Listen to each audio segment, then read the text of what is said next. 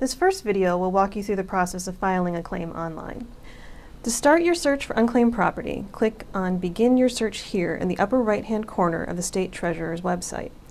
If you already have a property ID and want to quickly begin the claims process, enter that number in the property ID box and then click Search. If you're searching on behalf of a business, type the business name into the first box. If you're searching as an individual, type your last name in the first box. If your last name is not common, you can hit Search Now. If it's a common last name, such as Smith, type in your first name in the second box. The third box allows you to type in a city. If you have an extremely common name and want to narrow your search, you can type the name of a city where you used to live or currently live. However, many properties come to us with wrong addresses, so we recommend leaving this field blank.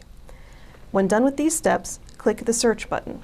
You can also search for friends and relatives by following those same steps using their names instead of yours. If the name you typed in has unclaimed property, you will see a screen similar to this one, titled Search Results. If there are more than 10 properties, you will see Next 10 on the bottom left, telling you to click here to see the next batch of 10. Note that when we say property, we mean money, stocks, mutual funds, and safe deposit boxes, not real estate. If you see your name, look in the address and city fields to see if you recognize the address. If you believe that the property might be yours, click the Add to My Claim button. The property will now say Claimed to show that you've added it to your claim. If you see more than one property that you want to claim, continue clicking Add to My Claim. When all the properties you want to claim are added to your claim, click Create My Claim Form now. The next screen is titled My Claim, and it shows you all the properties you added to your claim on the previous page. If you added a property that you don't want to claim, click the Remove button to take that property off your claim. On the right, you'll see a bar called Claimant Is, with a drop-down menu option. Click the arrow and select from the options. If you are claiming on behalf of a business, click Business. If your name is listed on the property and you lived or worked at the address on the property, click Reported Owner. If you are the guardian or power of attorney for the reported owner of the property, click Guardian or Personal Representative. If you are claiming on behalf of a deceased owner, you have three options. If you are the personal representative, executor, or trustee for the deceased owner, click Guardian or Personal Representative. If you are an heir of the deceased owner, click Heir or Legatee. If the deceased owner was on Medicaid, click Owner is deceased and was on Medicaid. Holder refund, locator service, and creditors are special situations and will rarely be used by the general public. Let's begin with the easiest. You are the reported owner. We'll use one of our staff members as an example to show you the process. Ron has typed in his name and has found himself in the database, added the property to his claim, and is the reported owner. He clicks Continue after selecting the Reported Owner option from the drop-down menu.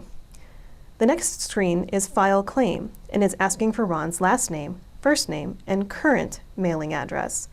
When you're filling this out, make sure you type the address you currently get your mail sent to, which may be different than the address listed for the unclaimed property. For example, if you normally have your mail delivered to a P.O. box, enter the P.O. box as your address. We also need your phone number and email address in case there are any issues with your claim. If this information is not provided correctly and we cannot contact you, your claim will not be approved.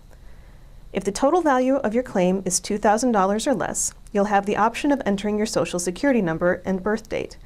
Ron's claim is $100, so he is given the option. If his Social Security number and birth date match what we have in our system, his claim will be fast-tracked. If your claim can be fast-tracked, when you click Continue, you'll see this screen. It gives you an important claim number and lets you know your claim has been approved.